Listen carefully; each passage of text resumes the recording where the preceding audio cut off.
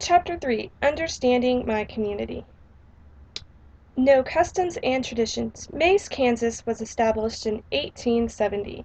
It has lots of different ancestries: German, English, United States, Irish, Dutch, and French. The history of Maize, Kansas comes from a Native American word of corn. Maize is located in the Corn Belt, and the first stop was outside of Wichita on the Colorado Railway. Maize is a suburban and rural community. Maize Schools, the mission is connecting, learning, leading. The schools are the heart of the community. There are lots of different schools in Maize, Kansas, but some of the schools are in a rural community, and then some of the schools are located in West Wichita, which is a suburban community. Different traditions that Maize has is a big fall festival where the bands will play, they will have food vendors, races. Maize population breakdowns. There are about 3,708 people that live in the town of Maize, but there are over 6,000 students that attend Maize schools. There are more families that are attending Maize schools that are leaving the Wichita metropolis, and they are wanting a smaller, more suburban area to live in. The ethnicity: white alone is 91%, Black 3%, Hispanic 2%, and two or more races 2.2%, American Indian 0.8%. There are different religions in Maize, Kansas: Baptist, Methodist, and their non-denominational church. Most households are married couples, which is 66%. The language that is spoken is 92% English and 3% Spanish. The educational level: 27% are high school graduates, 34% some college, 24% bachelor's degree, and 7% professional degree. This does not include the West Wichita portion of the families that do attend Maize, Kansas. This is just the breakdown for the families that reside in the Maize town. There are a variety of communication channels within Maize. With the school district, they have a website, USD 266. They also have a Twitter account, and many teachers have Facebook accounts and other online resources that they use. The City of Maize also has a website. There is a local radio station. Also, Maize has Cox Cable Channel 20 that shows activities and events that happen within the school district and within the town. The news channels are from out of Wichita, which are Channel 12, 10, and 4. Maize also has a newspaper, and then a lot of residents require the Wichita Eagle as well. There is very limited language impact in the community since most of the people living in Maize speak English. And Maize USD 266 uses technology to help sustain a positive relationship with parents and the community. They want to make sure that the community knows what's going on within the school and the town so that everyone can be involved within the school system and within the community. Community groups. The community groups in Maize, Kansas: Maize has the Chamber of Commerce, Maize Friendship Club, Lions Club. Maize School also has different groups. They have the local school board, they have a PTO, they also have the Maize Foundation, which is a way that parents and community members raise money to support Maize schools. They donate the money to students, teachers, and build new facilities within the school district. Parents are the ones that dominate the decisions made by the school board. Maize also has a high property tax, and they've increased the mill levy. Enrollment has been increasing, and there are more homes being built in Maize and within the Maize school boundaries of West Wichita. Community groups collaborate and have high expectations for the school district because the town is built around the schools, and so they have high expectations for the schools to meet, which meets standard 2. Maize leadership: there's a mayor that holds a 4-year term. Also, the mayor has 5 other members of the city council. The Mays school leaders have a Mays president on the board, and there's also 6 other elected officials. There is a superintendent and different school principals. The community decisions are made around the schools. Family and businesses move to Mays because of the schools. The council and board members have social status or positions in the community that they hold the school to a high quality because the businesses rely on the schools to be good so that they can continue to grow and make more money.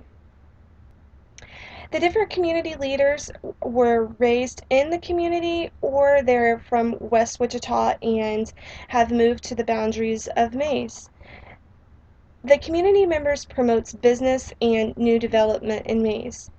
There are also 4 state representatives and 4 state senators that represent the patrons of the USD 266. All of these local leaders are very open and they can be contacted through the website or the weekly meetings. Patrons are free to express their ideas and concerns about the community. The economic conditions. Mays economics consists of a median wage of $67,618. They have an unemployment rate of 3.5%. They have a high home value, which the average home costs about $131,000. The property taxes in Mays are higher because they want good schools, and they have about each person pays about $1,200 a year in property taxes. The city grew by 11% from 2010 to 2015. They also have a sales tax of 7.15%. Different political structures in Mays. Mays has a city council, city administrator, police, fire, and different water departments. Also, the political structure consists of a school board and superintendent. The funding for Mays consists of a $39 million budget. $13 million comes from the local option budget. Also, in 2007, there was a $58 million bond issue that was passed.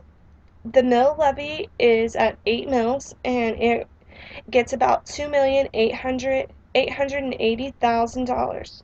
Also, the school relies heavily on the property taxes of Mays. Mays gets state funding about $12,000, $781 per pupil, and it has about 6,000 students that attend Mays. So it's a relatively big school district in Kansas. There's a very high social tension in Mays right now, and it's preferences versus boundaries in the school district. When Mays added a new high school, Mays South High School, they decided that the patrons of Mays would get to choose which school in middle school and high school that their kids would attend, which was called a preference system. This has caused a lot of issues in Mays because there are no boundaries set, so parents have been choosing to attend the Mays South High School, which is a 5A school, and they cannot accommodate all of the students in Mays. The other high school is a 6A high school, Mays High. What's happening is parents are not getting their choices because too many kids want to attend the Mays South campuses, which is causing a lot of controversy because if the parents do not get their choice, they are trying to get lawyers and go to court to make sure their child goes to what school they want to go to. Mays is going to soon decide if they are going to add boundaries or continue to give parents their preference in the schools. If they do add boundaries to the school district, some people that have built new houses could cause a lot of issues if they want their child to go to a certain high school or middle school because that is the high school or middle school of their choice. This is going to be a very tough issue in the next year or two when the school decides to make their decision on the issue. They now have a committee and an outside agency looking into what they should do to make sure that they can accommodate all the students' needs in the schools that they have. There is some crowding in the middle schools, and so they are looking at a new bond issue either next November or the following year to maybe build a new middle school and upgrade some of the grade schools. But this will not happen until they decide what they're going to do about the boundary issue in the school district. There is some income disparity where they'll have students that come from very rich families and other students that come from families that are not as well off, that maybe live in a trailer park. This is an issue in the schools because some they have a pay to play where students have to pay to play sports, you have to pay to do different activities, and some students just can't afford that. And so there is a big income disparity within the different types of students that attend Mays schools. These are the different sources that I use to give you a little bit about the understanding of the Mays community. This was a great project because I didn't know a lot about the Mays community because I'm not from Mays, and so I was better to able to understand what type of families live in my district and the type of issues that are going on within all types of students and different families.